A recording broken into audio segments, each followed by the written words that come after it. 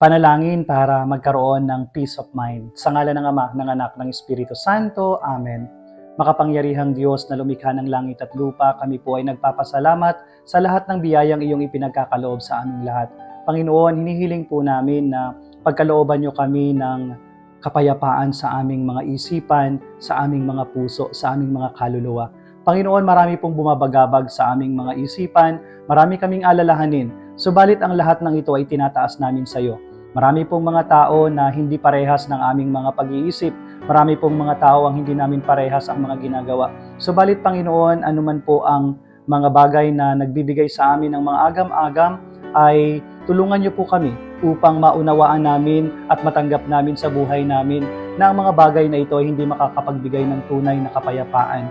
Lord, we ask you to help us to have a peaceful mind and a peaceful spirit. Panginoon, itinataas po namin sa iyo lahat ng mga bagay na ito.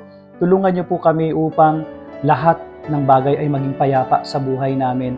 Ayaw na po namin ng mga gulo sa isipan at gusto namin ng tunay na kapayapaan upang kami ay makakilos at makagawa ng maayos. Ito po ay hinihiling namin sa pangalan ni Jesucristo na aming Panginoon, ngayon at magpa sa walang hanggan. Sumainyo ang Panginoon at pagpalain kayo ng makapangyarihang Diyos, Ama, Anak at Espiritu Santo. Amen.